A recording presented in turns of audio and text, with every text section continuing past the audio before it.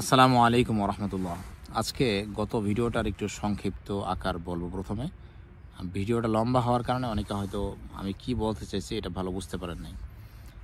সংক্ষিপ্ত কথা যেটা গত ভিডিওতে আমি বুঝাইতে চাইছি সেটা হলো, ইসলাম চায় মুসলিম যুবকরা খুব দ্রুত স্বাবলম্বী হোক, তারা খুব দ্রুত উপার্জন সক্ষম হোক, যাতে করে সে তার যৌবনের সময়টা যাতে সে বিয়ে শাদী করতে পারে এবং একজন নারীর দায়িত্ব নিতে পারে, একই সাথে তার বাবা মা তাদেরও যেন দায়িত্ব সে নিতে পারে। এইটাই ইসলাম চায় এবং এটাই আমার গত ভিডিওর মূল উদ্দেশ্য ছিল। এবং এই যে একজন যুবক খুব দ্রুত প্রতিষ্ঠিত হওয়ার পিছনে যে বড় বাধাটা, সেটাকে আমি বলছিলাম যে আমাদের দেশের প্রচলিত শিক্ষা ব্যবস্থা, স্কুল কলেজ মাদ্রাসা সবগুলোই। অর্থাৎ যেই লম্বা সময়টা শিক্ষার জন্য দেওয়া হয়, এই লম্বা সময়টা কোনো কাজকর্ম এর পাশাপাশি করতে না পারার কারণে প্রতিষ্ঠিত হওয়ার ক্ষেত্রে অনেক সময় লেগে যায়। যেটা ইসলামের যে মৌলিক যে বিষয় ফিতরত, অর্থাৎ ফিতরত হচ্ছে আপনার ভিতরগত ব্যাপার, আপনার ভিতর থেকে যা চায়, অর্থাৎ আপনার ক্ষুধা লাগে, এটাও একটা ফিতরত। আপনার মা বাবাকে ভালোবাসতে মনে চায়, এটা একটা ফিতরত। আপনার প্রাপ্তবয়স্ক হইলে একজন আপনার স্ত্রীর প্রয়োজন হয়, এটা ফিতরত। তো এটা হচ্ছে মানুষের স্বভাবজাত, যেটা এই স্বভাবজাত যে বৈশিষ্ট্য, এগুলোকে বলে ফিতরত। আল্লাহ তাআলা কোরআনে বলছেন, ফিতরাতুল্লাহিল্লাতী ফাতারান নাসা আলাইহা। আল্লাহ তাআলা মানুষকে যেই স্বভাব দিয়ে সৃষ্টি করছেন, এটাই আল্লাহ তাআলার চাহিদা। আল্লাহ তাআলা যেমনটা চান সেরকম করে আল্লাহ তাআলা মানুষকে বানাইছেন। অর্থাৎ মানুষের যে মৌলিক ব্যাপারগুলি, এগুলো ইসলামের সমর্থিত। ইসলামকে বলা হয় ফিতরতের ধর্ম। তো ইসলামের যে মেজাজ, অর্থাৎ একজন যুবক সে প্রাপ্তবয়স্ক হওয়ার পর খুব দ্রুত বিয়ে শাদী করবে, এই মেজাজের ক্ষেত্রে বাধা হয়ে দাঁড়াইছে আমাদের স্কুল কলেজ এবং মাদ্রাসার শিক্ষা ব্যবস্থা। অর্থাৎ একটা লম্বা সময়ে যখন শিক্ষার মধ্যে কেউ জড়িত থাকে এবং এই সময়টাতে সে অন্য কিছু করার সুযোগ না পায়, ফলে ফিতরতিভাবে তার যে চাহিদাটা, তার যে বিয়ে শাদী করার ব্যাপারটা, এই বিয়ে শাদী করার জন্য যে সক্ষমতা অর্জন, এইটা কিন্তু করতে ব্যর্থ হয়। এটাই আমার বোঝানোর গত ভিডিওর মূল উদ্দেশ্য ছিল যে শিক্ষা ব্যবস্থার কারণে আমাদের উপার্জনে যাইতে দেরি হইতেছে। তো এটা নিয়ে আমাদের যারা শিক্ষা ব্যবস্থার সাথে আছেন তাদের ভাবা উচিত যেন আমরা আমাদের শিক্ষা ব্যবস্থাকে শর্ট করে নিয়ে আসতে পারি। মোটামুটি ইসলামী বেসিক জ্ঞান আমরা 15 বছরের মধ্যে নিয়ে আসতে পারি, যে 15 বছরের মধ্যে আমরা ইসলামী জ্ঞান শেখাবো, পাশাপাশি দুনিয়াবি কিছুও শেখাবো। 15 বছরের পর যাদের ইচ্ছা যে তারা খুব বেশি পড়াশোনা করবে, তারা যেন এটা আরও লম্বা সময় করে, 30 বছর পর্যন্ত করে, কোনো বাধা নেই। যেমন কেউ যারা পিএইচডি করে, তারা দেখা গেছে যে শিক্ষক হয়ে যায় বিশ্ববিদ্যালয়ে, তারপরে তারা পিএইচডি করতেছে, একটার পর একটা কোর্স করতেছে, এটাতে কোনো অসুবিধা নাই। আমাদের দেশের যে সরকারি যারা মন্ত্রণালয়ে যারা অফিসার হয়, তারা বিভিন্ন দেশের বাইরে কোর্স করতে যায়, এটা তাদের কাজের পাশাপাশি, এতে কোনো অসুবিধা নাই, এটা তাদের উপার্জনের ক্ষেত্রে কোনো বাধা হয়ে দাঁড়ায় না। তো এটা ছিল আমার গত ভিডিওর মূল উদ্দেশ্য। এখন আপাতত আমরা যেটা করতে পারি, কেউ যদি মনে করে, কোনো যুবক, কোনো ছাত্র, সে যদি মনে করে যে আমার এই মুহূর্তে আমার যে ডিগ্রিটা, এটা কমপ্লিট করার চেয়ে বেশি জরুরি হলো আমার ফ্যামিলিকে সাপোর্ট করা, আমার বাবা মাকে সাপোর্ট করা, আমার ছোটো ভাই বোনকে সাপোর্ট করা, তাহলে আমার মতে, এটা আমার মত ভুলও হইতে পারে, সঠিক হইতে, আমার মতে সে এই শিক্ষাটাকে স্কিপ করতে পারে। সে শিক্ষাটাকে বাদ দিয়ে তার যদি সে কোনো ভালো কাজের সুযোগ পায়, ভালো ইনকামের সুযোগ পায়, সেটার দিকে তার অগ্রসর হওয়া উচিত বলে আমি মনে করি। কারণ আমার জীবনে আমার বাবা মা, তাদেরকে যদি আমি হারায় ফেলি, তাহলে কিন্তু আমি তাদেরকে আর সেবা করতে পারবো না। আমি আজকে এখানে আসি ইউরোপে, আপনারা আমাকে দেখতেছেন, আপনাদের ভালো লাগতেছে। তো এই দৃশ্যটা যার সবচেয়ে বেশি ভালো লাগতো এই পৃথিবীতে, সে ছিলেন আমার আব্বাজান রহমতুল্লাহ আলাইহি। সে দুনিয়া থেকে চলে গেছেন। আমার একটা আফসোসের জায়গা হইলো, আমি আমার বাবাকে কোনোদিন কোনো কিছু গিফট করতে পারি নাই, কোনো হাদিয়া দিতে পারি নাই, বলতে পারি না যে আব্বা এটা তোমার জন্য আনছি, তুমি এই পাঞ্জাবিটা পরো। আমি উপার্জন যখন করতে শুরু করছি, তার বলা যায় যে ভালো একটা পর্যায়ে যখন আমার জীবনে আসছি, তার আগে সে দুনিয়া থেকে চলে গেছে। তো আমি মনে করি যে আমার শিক্ষা ব্যবস্থা এর আগে আমাকে কিছু করতে দেয় নাই, বা আমার পারিপার্শ্বিকতা আমাকে এটা বোঝাইছে যে তুমি যদি ছোটবেলা থেকে কাজে যাও, এটা তোমার জন্য ক্ষতি। তো আমার বলার উদ্দেশ্য মোটামুটি এইটাই, যে আমরা যদি মনে করি কেউ যে আমার খুব দ্রুত ইনকামে যাওয়া উচিত, তাহলে আমি চাইলে শিক্ষার পাশাপাশি যদি করতে পারি তাহলে করবো, আর নাহলে শিক্ষাটা আমি ওই পর্যন্তই বাদ দিতে পারি। আমরা যখন বাদ দিব বেশিরভাগ একই সাথে, তখন আমাদের যারা শিক্ষার সাথে জড়িত আছেন তারা এটা নিয়ে ভাবতে শুরু করবেন যে আমরা এটাকে কীভাবে আরও যুগোপযোগী করতে পারি। তো আমার এই ভিডিও থেকে অনেকে অনেক কিছু ভুল বুঝছেন। এক ভাই আমাকে বলছেন যে ভাই আপনি খুব সূক্ষ্মভাবে পশ্চিমা সভ্যতাকে প্রমোট করতেছেন। তো আমি ওই ভাই হয়তো আমার আগের ভিডিওগুলি দেখেন নাই। আমার এই ভিডিও করার উদ্দেশ্যই হইল যে আমি আমার সন্তানদেরকে দিন শেখানোর জন্য বাংলাদেশে চলে যেতে চাইতেছি। তো আমি যেহেতু বাংলাদেশে চলে যেতেছি, আমি চাই বাংলাদেশের শিক্ষা ব্যবস্থাটা আরও বেশি সুন্দর হোক, যেন আমার সন্তানরা আরও বেশি ভালো কিছু শিখতে পারে। এই চিন্তা থেকেই কিন্তু আমার এই আলোচনা শুরু করা এবং আলোচনার মধ্যে আপনাদেরকে মানে অ্যাড করা। আপনারাও আমার সাথে যুক্ত হইতেছেন। আমরা সবাই মিলে আলাপ আলোচনার মাধ্যমে কিভাবে আমরা একটা বড়সড় পরিবর্তন আনতে পারি, এই জন্যই কিন্তু আমার এই আলোচনা মানে শুরু করা। তো ওই ভাইয়ের প্রতি আমার উপদেশ থাকবে, আমার পরামর্শ থাকবে যে আপনি আমার যদি আগের ভিডিওগুলি দেখেন তাহলে আমার চিন্তা ভাবনাটা কী এটা আপনি ভালো বুঝতে পারবেন। আর অনেকেই প্রশ্ন করছেন আরেকটা বিষয়। এক ভাই আমাকে জিজ্ঞেস করছেন যে ভাই শুধু আপনি ইউরোপে গেছেন এটাই হবে, আমাদেরকেও নেন। ওই ভাই আসলে আমার ভিডিও করার উদ্দেশ্যটা বুঝতে পারেন নাই। ইটালিতে বা ইউরোপে যারা আছেন অনেক মানুষ ব্লগ করেন, অনেক মানুষ ভিডিও করেন। তাদের ভিডিওর উদ্দেশ্য একটা, তারা ইউরোপের সৌন্দর্য মানুষকে দেখান। কিন্তু আমার ভিডিওর উদ্দেশ্য একটা ভিন্ন। আমার ভিডিও সবার জন্য না। আমার ভিডিওর উদ্দেশ্য হচ্ছে যে ইউরোপের যে উন্নতি এটা আসমান থেকে পড়ে নেই, এটা এখানকার সরকার, এখানকার মানুষ তাদের পরিশ্রমে এটা উন্নত করছে। তো আমার উদ্দেশ্য হচ্ছে যে আমাদের দেশটা কেন উন্নত হইতে পারে না এটার কারণগুলো খুঁজে বের করা। তো কারণ খুঁজতে যায় আমি যেটা পাইছি সেটা হলো যে আমাদের দেশের যে যারা দায়িত্বশীল, যারা আমাদের দেশটাকে চালায় তারা সৎ না। খুব সহজ, কারণটা খুব সহজ। আমাদের দেশের উদাহরণ দিতে গেলে এরকম বলতে হবে যে আমাদের দেশটা হয়েছে একটা, ধরেন বড় একটা রশি, এটা প্যাঁচ লাগে আছে। তো আমরা সবাই টানতেছি এটা প্যাঁচ ছোটানোর জন্য। অনেক মানুষ জীবন দিয়ে যৌবন দিয়ে দিতেছে। অনেক মানুষ ইউরোপে আসছে আজকে 10 বছর 15 বছর, কাগজ হইতেছে না। ছোট মেয়েটা রেখে আসছে, ওইটার বিয়ে হয়ে গেছে, বাড়িতে যাইতে পারতেছে না। কেন? এই যে সংসারকে সাপোর্ট করার জন্য, মানে দেশের প্যাচটা খোলার জন্য, দেশটাকে উন্নত করার জন্য, কিন্তু হইতেছে না। তার কারণ হইলো আমরা কেউ একটা রশির মাথা বের করতে পারি নাই, যে মাথাটাকে টান দিলে আস্তে আস্তে সেটা মানে রশির প্যাচটা খুলবে। আমরা সবাই চেষ্টা করতেছি, অনেক পরিশ্রম করতেছি, অনেকভাবে দেশটাকে আগায় নেওয়ার চেষ্টা করতেছি, কিন্তু আমাদের যে টুকরি ওইটা হইলো আপনার ছিদ্র করা। আমরা মাছ যতই ধরতেছি কষ্ট করে, মাছ নিচ দিয়ে বের হয়ে যেতেছে। তা আমাদের মূল যে জায়গাটা, আমাদের দেশে যে কোনো একটা ছোটোখাটো চোর তাকে আমরা ধরি, বা যে কোনো একটা দায়িত্বে যে আছে একটা প্রতিষ্ঠানে যদি পড়ালেখা ভালো না আমরা শিক্ষককে ধরি, কিন্তু রাষ্ট্র যে যারা চালাইতেছে তারা যে চুরি করতেছে, তারা যে খুব মজে আছে, এটা নিয়ে আমরা এটা কেন যেন আমাদের কাছ থেকে অস্পষ্ট, বা এটা আমরা বুঝতে পারলেও এটা আমরা প্রকাশ করতে পারি না। তা আমি মনে করি আমাদের দেশের সর্বক্ষেত্রেই, যে কোনো ব্যর্থতার ক্ষেত্রেই এই বিষয়টা স্পষ্ট করা উচিত। এটা আমাদের বলা উচিত যে আমাদের দেশের দায়িত্বশীল যারা দেশ চালায়, রাজনীতিবিদ এবং যারা সরকারের ক্ষমতায় আছে, পুলিশে আছে, আর্মিতে আছে, তারা চোর। তাদের বেশিরভাগই হইল দুর্নীতিগ্রস্ত। এবং আমাদের দেশের মানুষ যে খারাপ আমরা বলি, এর বড় কারণ কি? এর বড় কারণ হইল এই মানুষগুলোকে আমরা রাষ্ট্র ভালো করতে পারে নাই। এই মানুষগুলো এমনি খারাপ হয় না, এর পিছনেও যারা রাষ্ট্র চালায় তারা দায়ী। একই মানুষ, বাংলাদেশের একটা মানুষ, সে যখন ইউরোপে আসে সে সব কিছু আইন কানুন মেনে চলে, আবার বাংলাদেশে সে উল্টা চলে। কেন চলে? কারণ তাকে ধরার মতো কেউ নাই। তো ফলে এই কারণটা আমাদের বলে যাইতে হবে যে আমাদের রাজনীতিবিদরা চোর। বিগত 250 বছরে 1757 পর থেকে আমাদের অধপতন কিন্তু শুরু হয়েছে 1700 সালের পর থেকে। অর্থাৎ 1700 সালে পৃথিবীর সবচেয়ে উন্নত জায়গা ছিল বাংলা। এটা আপনারা গুগল করে দেখতে পারেন। 1757 সালে যখন আমরা স্বাধীনতা হারাই, তারপর থেকে যারাই ক্ষমতায় আসছে তারা আমাদেরকে ভালো করার চেষ্টা করে নাই, আমাদের জীবন নিয়ে ভাবে নাই, আমাদের সব কিছু তারা শোষণ করছে এখন পর্যন্ত, 2025 পর্যন্ত। ফলে একটা জাতি যার উন্নতি নিয়ে কখনো কোনো 200-250 বছর কাজ করা না হয়,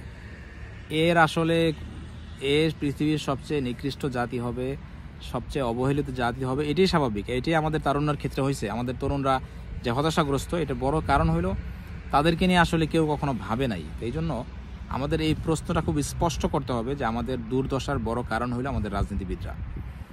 তো আমার ভিডিও করার উদ্দেশ্যই হইল আমাদের মানে ইউরোপের রাষ্ট্রের যে উন্নতি, এর বড় কারণ হইল তাদের রাষ্ট্রটা ভালো মানুষ চালায়, আর আমাদের দেশের যে অবনতি এর কারণ হলো আমাদের দেশটা ভালো মানুষরা চালায় না। এই ব্যাপারে আমাদেরকে সতর্ক হইতে হবে। আমার ভিডিও করার উদ্দেশ্য এটাই। এটা মানুষের কাছে স্পষ্ট করা। আমার ভিডিওর মাধ্যমে হয়তো বা কারো কাছে এটা মনে হইতে পারে যে ইউরোপে আসা উচিত, ইউরোপে আসলে আমাদের জীবন সুন্দর হবে, এরকম কিছু কিন্তু আমি বোঝাইতে চাই না। আমি বোঝাইতে চাই যে আমাদের দেশটাকে কিভাবে আরেকটু আগায় নেওয়া যায়, কিভাবে ইউরোপের মতো করা যায়, ইউরোপের মতো করে আমরা আমাদের সমস্যাগুলো কীভাবে সমাধান করতে পারি, এই জন্য কিন্তু আমার ভিডিও করা। আরও অনেকে অনেক প্রশ্ন করছেন। একটা ছেলে, সে তার 26 বছর বয়স, সে আমার কাছে অনেকেই তো মেইল করে যে ভাই কি করতে পারি। এই ছেলের প্রশ্ন ছিল এরকম যে ভাই, পৃথিবী এত দ্রুত পরিবর্তন হইতেছে যে কোনো একটা স্কিল শিখলে সেটার দিয়ে বেশি দিন কাজ করা যাইতেছে না। একসময় টাইপিং শিখছে মানুষ, এখন দেখা যায় যে ভয়েস দিয়ে টাইপিং হয়ে যেতেছে। সে আরও প্রশ্ন করছে, তার প্রশ্নগুলির সাথে আমি একমত। এইগুলো আমার মাথায়ও আসতো যে ভাই ফটোশপ, ইলাস্ট্রেটর এগুলো শিখছি, কিন্তু এখন এগুলো ক্যানভা দিয়ে হয়ে যেতেছে। হ্যাঁ, আপনি মানে কোডিং শিখবেন, সেটাও আপনার মানে কিছু রেডিমেড ওয়েবসাইট হয়ে যেতেছে।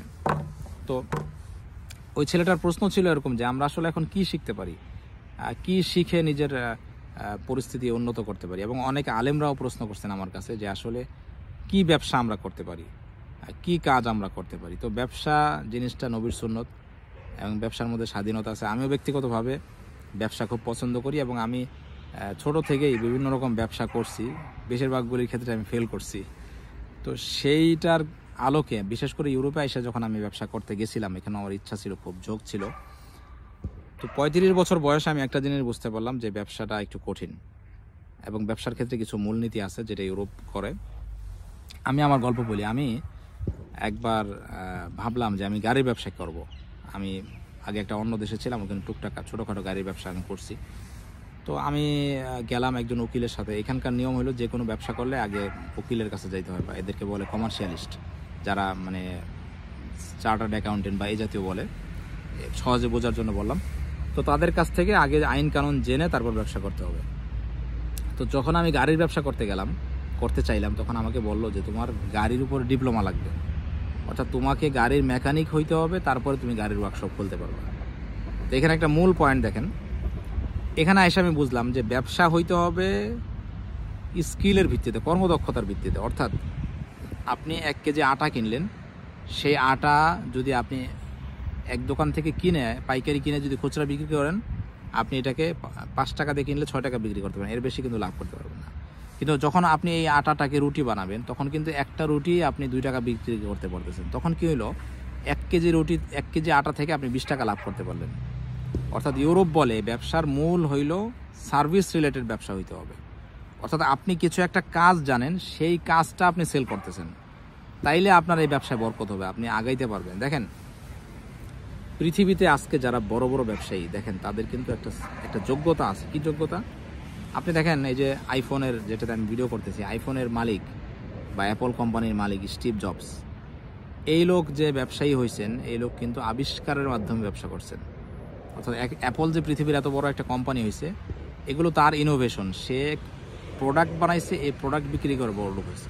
সেম জিনিস দেখেন আপনি বিল গেটসের কথা বলেন। বিল গেটস একজন ব্যবসায়ী, সে কিন্তু তার মাইক্রোসফট যে অপারেটিং সিস্টেম, এটা যতগুলো কম্পিউটার IBM বানাইছে, প্রত্যেকটা কম্পিউটারের মধ্যে যখন সে তার অপারেটিং সিস্টেম ইনস্টল করছে, প্রত্যেকটা থেকে সে টাকা নিছে। এভাবে করে সে কিন্তু ইনকাম করছে।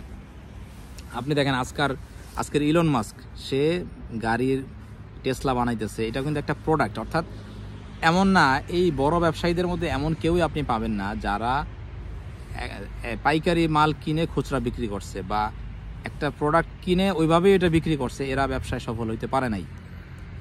কিছু মানুষ সফল হয়, আমাদের দেশে এরকম আছে, উদাহরণ আছে, যে ব্যবসা মানে মাল কিনে আপনার ব্যবসা করতেছে। কিন্তু নর্মালি ব্যবসা যদি আপনি এটাকে মানে অল্প পুঁজি দিয়ে ভালো ব্যবসা করতে চান, তাহলে আপনাকে অবশ্যই আপনার কোনো না কোনো দক্ষতা ওইখানে বিক্রি করতে হবে। যেমন ধরেন আপনি ভালো রান্না করতে পারেন, তাইলে আপনি খাবার বিক্রি করতে পারবেন। আপনি মোবাইল সার্ভিসিং জানেন। অনেকেই প্রশ্ন করছেন যে আমরা কি মানে কাজ শিখতে পারি ব্যবসা করার জন্য। আমার কাছে মনে হয় যে মোবাইল সার্ভিসিংটা শিক্ষিত তরুণদের জন্য, যারা মাদ্রাসায় পড়েন বা স্কুল কলেজে পড়ছেন, এটা একটা পেশা হইতে পারে, ভালো পেশা। কিন্তু সবাই যদি একসাথে আমরা যাই, তাহলে দেখা যাবে যে আবার এটার মধ্যে ধস নামতেছে। বাঙালিরা কিন্তু একজন যেটা করে, বাকিরা সবাই সেটা করা শুরু করে না। আপনাকে আগে মার্কেট অ্যানালাইসিস করতে হবে, আপনাকে আগে দেখতে হবে যে আপনার অঞ্চলে কোন কাজটার সার্ভিস দিলে মানে মানুষ এটার আগ্রহ আছে। মনে করেন ইলেকট্রিক কাজ, ইলেকট্রিশিয়ান, এটার ভালো চাহিদা আছে, আমি উদাহরণ দিতেছি। অথবা আপনি ধরেন যে কৃষি কাজ করতে পারেন। কৃষি কাজ কীরকম, আমি বাংলাদেশে বেশ কৃষির উপর অনেকগুলি ভিডিও দেখছি আগে, সেখানে একজন আছে, ওনার নাম হলো হজরত আলী খুব সম্ভবত। উনি কৃষির করার উপরে ওনার যে বাগান বানাইছেন উনি বিভিন্ন ফলের, এটা প্রায় 1000 কোটি টাকার উপরে এখন এটা ওনার সম্পদ হয়ে দাঁড়াইছে। তো 1 বিঘা জমিতে যদি আপনার, দেখা গেছে আমাদের প্রত্যেকেরই, আমার নিজের বাবার না থাকলেও আমার চাচার বা আমার এলাকায় অনেক মানুষের মানে পরিত্যক্ত জমি আছে, যে কোনো একটা জমিতে 1 বিঘা জায়গায় যদি যে কোনো আপনি একটা ফসল চাষ করেন, সেটা পেয়ারা হইতে পারে, আপনার মানে পেঁপে হইতে পারে বা লেবু হইতে পারে, যে কোনো জিনিস আপনি চাষ করলে বছরে আপনি এখান থেকে 1 লাখ টাকা আরামসে ইনকাম করতে পারেন। তো আপনি যদি একটা কাজ করেন, আপনি যদি শিক্ষকতা করেন, এর পাশাপাশি যদি আপনি আপনার গ্রামের একটা জমি, উপযুক্ত জমি, এটার অবশ্যই এটার আগে আপনাকে শিখতে হবে। আপনি এখন ইউটিউবের যুগ, বিভিন্ন ভিডিও, কৃষি রিলেটেড ভিডিও দেখে আপনি এটা শিখতে পারেন। যে আপনি মনে করলেন যে আপনার যতটুকু জায়গা আপনার পরিত্যক্ত আছে বাড়ির পাশে, ওইটাতে যদি আপনি শুরু করেন, দেখা যাবে যে ওইখান থেকে আপনি ভালো কিছু উৎপাদন করতে পারতেছেন এবং ওইখান থেকে আপনার এক্সট্রা ইনকাম আসতেছে। তো আমার বলার উদ্দেশ্য হচ্ছে, যারা ব্যবসা করতে চান অবশ্যই আপনার কিছু জানা থাকতে হবে। মনে করেন আপনি সেলাই কাজ জানেন, আপনি গেঞ্জি বানায় বিক্রি করেন, আপনি টি শার্ট বানায় বিক্রি করেন, আপনি টুপি বানায় বিক্রি করেন। আমরা ছোট সময় দেখতাম মাদ্রাসায় অনেকে কুশি কাটা করতো, এটারে হাত দিয়ে টুপি বানাইতো, এটাও একটা কাজ। অর্থাৎ আপনি চকবাজার থেকে মাল এনে আপনার এলাকায় বিক্রি করবেন, ওই চিন্তা ছেড়ে দেন। ওই চিন্তা করলে আপনি মানে আপনার জন্য পথ অনেক কঠিন হবে। কিন্তু যদি নিজস্ব কোনো যোগ্যতা থাকে, আপনি গাড়ির মেকানিক, আপনি ঘড়ির মেকানিক, আপনি মোবাইল মেকানিক, আপনি ছাতি সারতে পারেন, আপনি ভালো বাবুর্চি, অর্থাৎ আপনি জুতা বানাইতে পারেন। একটা জিনিস দেখেন, শায়েখ আহমদুল্লাহ এখন যেই ট্রেনিংগুলি করাইতেছে, আমি তার প্রথম দিকে দেখছিলাম সে ছোটোখাটো দোকান দিয়ে দিত, 50,000 টাকার মাল কিনে একটা মুদি দোকান দিয়ে দিচ্ছে, কিন্তু পরে উনি এটা থেকে সরে আসছে। কারণ আমি জানি যে সাধারণত আমাদের দেশে যে মুদি দোকানের ব্যবসা, এটা আমার নিজস্ব প্রত্যক্ষ অভিজ্ঞতা আছে। আমার ছোটো ভাই এই ব্যবসা করছিল, প্রায় 3-4 লাখ টাকা দিয়ে, সে পুরোটাই লস করছে এবং সে অনেক পরিশ্রমী ছিল। কিন্তু আসলে মুদি দোকানের যে ব্যবসাগুলি হয়, এখানে অনেক বাকি পড়ে এবং প্রফিট মানে লাভ খুব সীমিত থাকে। ফলে এইখান থেকে আসলে মানুষের ভালো কিছু হইতে আমি অন্তত পক্ষে দেখি নাই। বেশিরভাগ মুদি দোকান মানে দোকানদার সুদের মধ্যে জড়িত। হ্যাঁ, তো এইগুলোর মধ্যে আমি যাইতে বলবো না। তো শায়েখ আহমদুল্লাহ প্রথমে মুদি দোকান দিয়ে দিছিল অনেকেরই, পরে এখন উনি আর এটা দিতেছেন না। উনি দেখছেন যে এটার মধ্যে আসলে তেমন কিছু আসতেছে না, এটা থেকে এটার চালান আস্তে আস্তে শেষ হয়ে যায়। এখন উনি করতেছেন কি, কাজ শেখাইতেছেন। আপনি যে কোনো কাজ, যারা মনে করতেছেন যে আইটিকে ভয় পাইতেছেন, যে খুব দ্রুত মানে আইটি রিলেটেড জিনিসগুলো, ChatGPT আসতেছে, আপনি যে কোনো একটা কম্পিউটারের কাজ শিখলেন, কিন্তু সেটার পরবর্তীতে মানে সেটার মানে অল্টারনেটিভ অন্য কিছু মানে টেকনোলজি এসে পড়তেছে, যার কারণে আপনি 1 বছর আগে যেটা শিখছেন এখন এটার আর কোনো দাম নাই, এরকম যদি মনে করেন, তাইলে আপনি হাতের কাজ শিখেন, যেটা অফলাইনে, অর্থাৎ যে কোনো কারিগরি কাজ। অনেকে এখন লাইভ বেকারির কোর্স করাইতেছেন, সেটা আপনারা শিখতে পারেন। যে কোনো মানে অফলাইন রিলেটেড কোর্স করতে পারেন, মোবাইল মেকানিক্যাল কোর্স, অথবা আপনি শেফের কোর্স করতে পারেন, যে আপনি একটা ভালো বাবুর্চি হবেন। কারণ খাবারের চাহিদা সব জায়গায় চলে, অনেকে ফুডকার্ট করতেছে। এবং সামাজিকভাবে যে কেউ যদি কোনো কাজ করে, তাকে আপনার যারা পরিচিত বন্ধুবান্ধব তাকে সাপোর্ট করতে হবে। তাকে একজন সমালোচনা করলে 10 জন তাকে সাপোর্ট করতে হবে না। ভাই, যে আপনাকে কেউ বললো যে আপনি আলেম হইয়া আপনি এখন এই জুতার বানাইতেছেন কেন, তাহলে আপনি তারা বলবেন যে ভাই আপনি আমাকে প্রতিদিন 1000 করে টাকা দেন, আমি এটা করবো না। তখন দেখবেন যে তার জবান বন্ধ হয়ে গেছে। তো এইটা জরুরি, আমরা যে কোনো একটা কাজ শিখে তারপর ব্যবসা করতে পারি। সবাই ভালো থাকবেন, সুস্থ থাকবেন। আল্লাহ হাফেজ।